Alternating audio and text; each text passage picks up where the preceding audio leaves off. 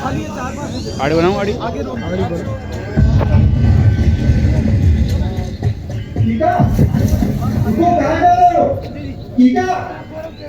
चिंता ना करें, मैं बस अभी आया।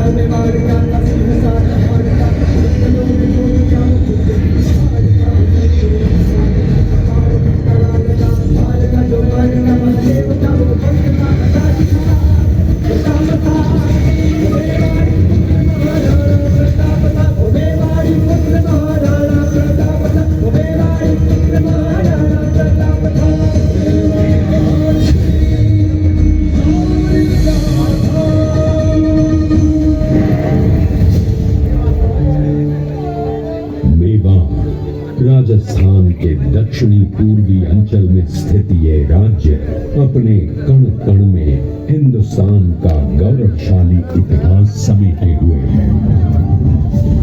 सूर्यवंशियों की इस धरा के वीरों ने स्वाधीनता और भारतीय संस्कृति की रक्षा के लिए जो बलिदान और त्याग किए, वे आज भी हमारे लिए प्रेरणा का स्रोत हैं।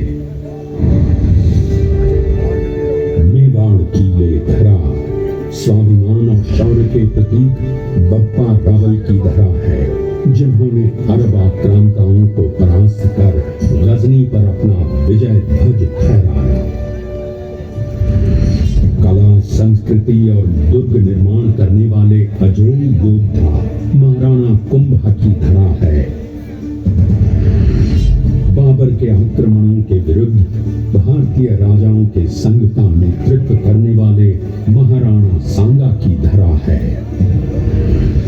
बलिदान, तपस्या या फिर त्याग करने वाली पन्नाधाय हो, तन मन धन सर्वस्व समर्पण करने वाले भामाशाह हो, या फिर निडरता और शून्य से सृष्टि खड़ी करने वाले महाराणा हमीर को, इस धरा के शूरवीरों ने हमें सदैव गौरवान्वित किया। इन्हें झुकना कभी स्वीकार नहीं। आत्मसमर्पण तो मानो स्वप्न में भी नहीं। साहस और शौर्य का प्रमाण सिर्फ रणभूमि पर ही नहीं किया गया, बल्कि जौहर की ज्वालाओं से भी महारानी पद्मिनी ने अलाउद्दीन के मलिन इरादों को असफल किया।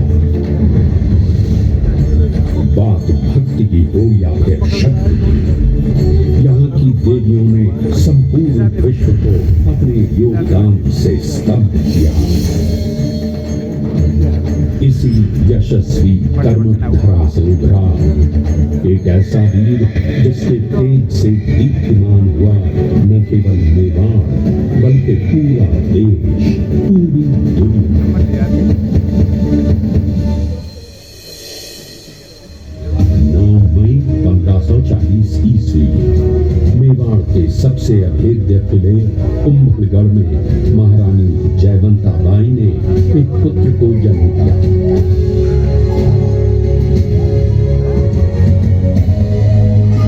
यूमानों के किले को आभास हो कि भारत के इतिहास में सिसोदिया कुल को आलोकित करने वाले कुलदीपक शौर्य के सूर्य का जन्म हुआ है।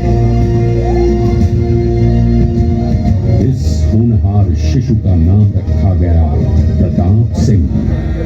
महारानी जयवंती प्रताप की केवल मां ही नहीं बल्कि उनकी पहली गुरु भी थी। जीवन जीने की सीख, शिक्षा, संस्कार सब कुछ उन्होंने अपनी माता से ग्रहण किए। राजकुमारों के समान ही शिक्षा दीक्षा प्राप्त हुई। शस्त्र और शास्त्र विद्या, अश्व परीक्षण, राजनीतिक दांव पेच, युद्ध संरचनाएं, सैन्य रणनीति, तलवारबाजी, तीरंदाजी, किशोर प्रताप ने सभी में महारत हासिल की। पर उनका जीवन राजसी वैभव से अप्रभावित सादगी, सरलता और विनम्रता लिए हुए था। सांझ ढलने को है और टीका अभी तक घर नहीं लौटा। आ जाएगा, आप चिंतित ना हो, वो अपनी रक्षा करना भली भांति जानता है। जैसे ब्रिज में लल्ला, मराठी में बाड़ा, वैसे ही भीलों में बच्चे को प्रेम का संबोधन है कीका। और ये फिक्र करता परिवार किशोर प्रताप के घर लौटने का इंतजार कर रहा है। भील परिवार प्रताप को अपने पुत्र समान मानते थे। कुंभलगढ़ में निवास के दौरान अपना अधिकतम समय वे भील बालकों के साथ व्यतीत किया करते थे। कहते हैं कि प्रताप मात्र महाराणा उदय सिंह के पुत्र नहीं, बल्कि प्रत्येक भील परिवार के पुत्र थे, सर्व समाज के प्रिय थे। इन रिश्तों ने उन्हें एक अद्भुत नेतृत्वकर्ता बनने की सीख तो दी ही, साथ ही साथ मेवाड़ के घने जंगलों की समझ भी प्रदान की। बचपन की यह सीख प्रताप कभी नहीं भूले और भविष्य में युद्ध के दौरान इन्हीं जंगलों से सैन्य संचालन कर उन्होंने मुगलों को लोहे के चने चबवा दिए। आक्रांता अकबर को मुगल सल्तनत पर पकड़ मजबूत करने के लिए मेवाड़ को अपने अधीन किए बिना चैन नहीं था, और इसी मेवाड़ पर अकबर नहीं हुकूमत कर पा रहा था और नहीं उन्हें झुका पा रहा था। छटपटाहट में उन्होंने कई बार अपने दूत भेजकर मेवाड़ को अपनी ओर मिलाने की कोशिश की, जिसका मतलब था अकबर की बादशाहत कबूल करना।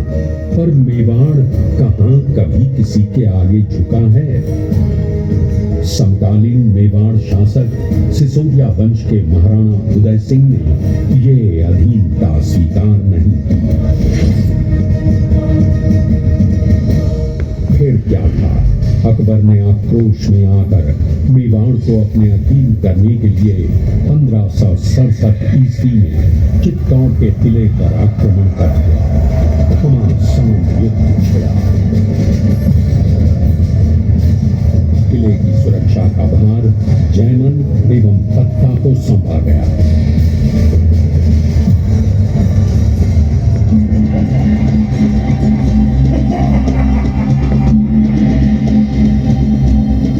हजारों वीरों ने केसरिया बाना सजाया। असंख्य क्षत्राणियों ने अपनी अस्मिता बचाने हेतु वीर पत्ता की पटरानी फूल कंवर के नेतृत्व में गौरवमयी जौहर किया। किला जीतकर अकबर ने बेदर्दी से 30,000 से अधिक आबाल वृद्ध स्त्री पुरुषों का कत्ल एवं विध्वंस किया। ये नरसंहार इतिहास में अकबर के नाम पर एक बड़े धब्बे के रूप में हमेशा के लिए दर्ज हो गया।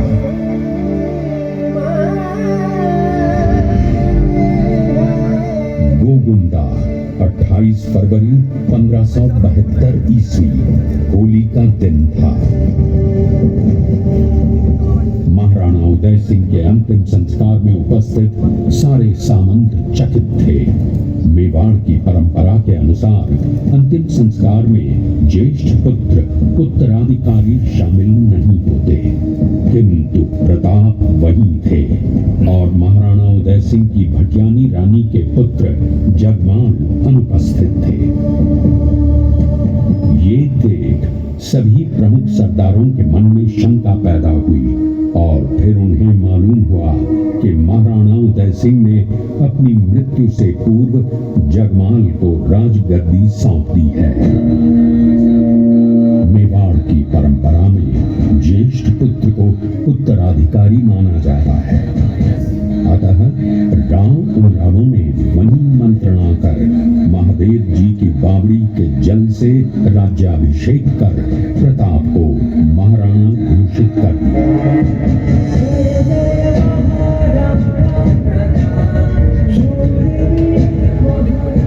ये विश्व का अनूठा राज्याभिषेक समारोह था, जो महाराणा प्रताप की योग्यता पर मेवाड़ के विश्वास का भी प्रतीक था।